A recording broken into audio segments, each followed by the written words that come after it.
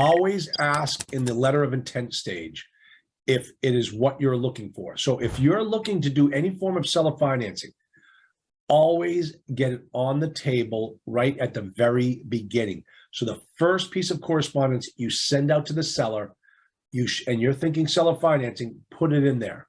The typical terminology that I use from the very first conversation with either the broker or the seller is, are you willing to get creative? That's code for, are you willing to do any form of seller financing?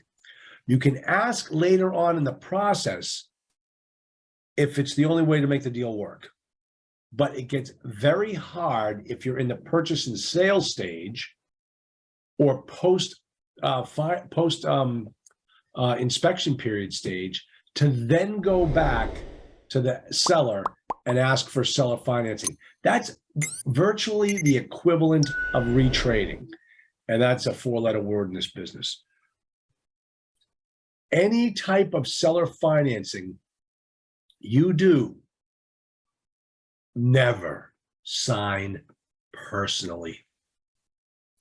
I had to write $100,000 check to pay off a personal seller second that I had stupidly signed when I was new in this business, and the market crashed and we lost the property. That guy came back to me 8 years later, and I negotiated down to 100,000. Don't ever sign personally. All right. And listen, always make the seller mortgage a first lien position. So if the seller says, "Oh, I'll do seller financing with you," okay, good. So you just want me to put up 20% down. Yeah, you put up 20% down. I'll give you a mortgage for the balance. And then come to find out that he's actually behind an existing mortgage. No, it's not going to work. You want the first mortgage, the whole mortgage, to be yours. You're not going to be behind anybody else. So you put up the 20% down or what have you. You take a seller financed mortgage in a first position. Don't put yourself in a second position behind whatever he did. And whatever you do, always make, this is something, this comes up all the time. I actually think it was Bill Califat that I had this conversation with just the other day. Always make the second mortgage coterminous with the first.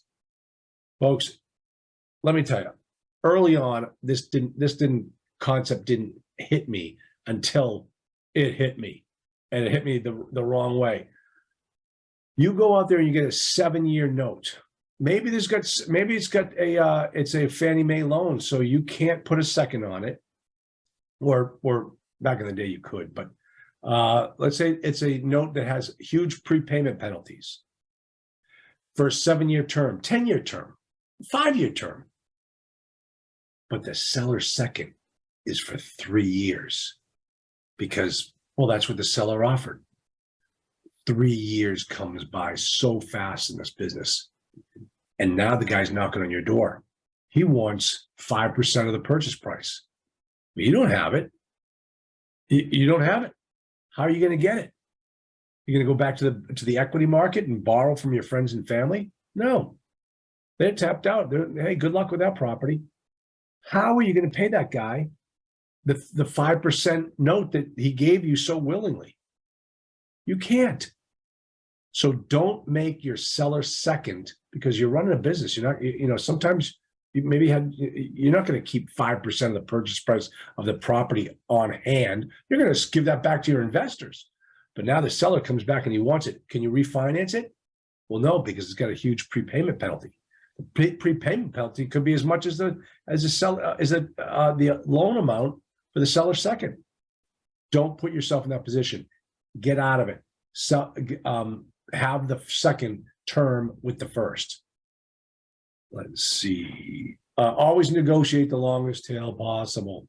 And then give yourself an extension. If you can't get it to term with the mortgage, give yourself an extension. Negotiate as hard as you can.